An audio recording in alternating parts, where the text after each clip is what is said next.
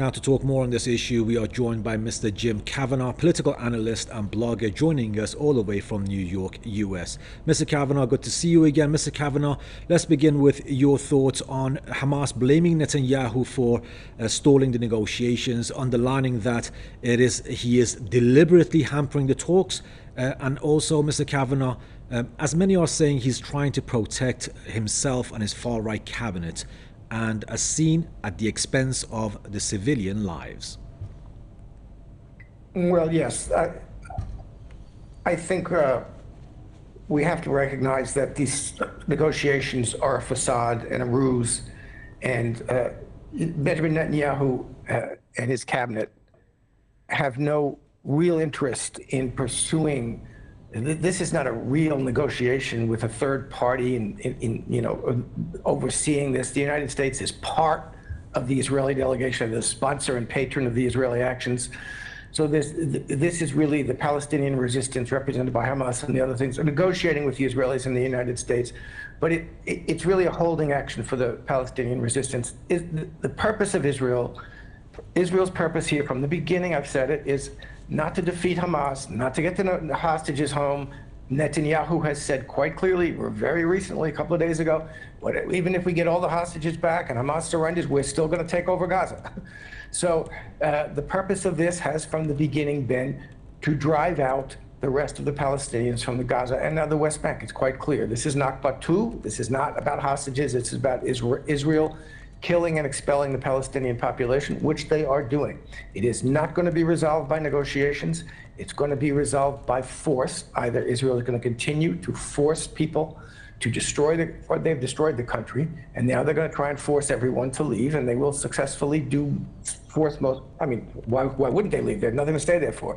They've destroyed the country. They've destroyed the infrastructure. As the previous heart-wrenching report of the woman with her child. There's no water, there's no medicine. So they're going to be able to they'll find a way of getting most of the people out of Gaza and killing. The numbers, of course, we know are ridiculous. It's many, many more than 60,000, orders of magnitude more. So the negotiations are a sham. And this is going to stop if and only if there's military intervention to stop Israel. There are now movements. Protect Palestine is one. Had a conference yesterday about this. This is going to stop if Israel is stopped by force of some kind. And I don't know who's going to do that, but this is a horror show. This is one of the worst Holocaust and horrible massacres that we've seen in decades, centuries. I mean, this is as bad or worse than the Nazis, and they weren't stopped by negotiations. And Israel and the Zionists aren't going to be stopped by negotiations either, and certainly not anybody. And I understand Hamas has to go into this, has to play this game, but Hamas isn't the point here. So there are 40,000 Hamas people hidden in tunnels to fight. I hope they're well stocked. I hope they're well provisioned with arms, and I hope they do fight. And if they do fight and they start killing Israeli soldiers, that will have an effect in Israel. We need a civil war in Israel. We need a civil war in the United States, which is pushing the United States to stop supporting them. That's not going to happen quick enough. We need military intervention, force its way into Gaza, bringing humanitarian and reconstruction aid, and fighting its way in, daring the Americans and the Israelis to stop them. I don't know who's going to do that. And, Iran, Russia, China, countries that propose to be standing up for a different kind of world order have to do it. And Mr. Kavanagh, like you said, the regime wanted from the very beginning to drive out the Palestinians. It wanted to do that for decades now. And now Netanyahu and his extremist cabinet have resorted to even starving the people of Gaza, the lowest of lows, as some people have been saying. But the question is, Mr. Kavanagh, when is enough enough, and how far is this regime willing to go, and how far can it go? Basically, it's been doing whatever it wants to, with no accountability at all. Well, I don't know the answer to the question. I think the answer to the question, it will go until it's stopped. I mean, it will go. It will kill and expel every Palestinian it can from Gaza. It is doing it. Nobody's stopping it. The nations of the world who have the power, they have to force Israel to stop militarily. And if there aren't nations of the world that have the power to do that, that step up and do it is we will continue to do this. Nobody's going to stop it. The United Nations isn't going to stop it.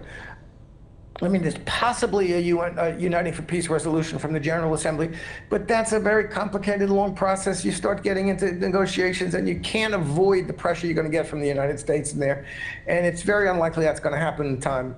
And the Palestinians are dying. I mean, they're starved to death and killed and disease. So, it's not stopping until, tell me, show me, somebody step up. Someone who has the military power to force this to stop has got to do it, or else it won't stop.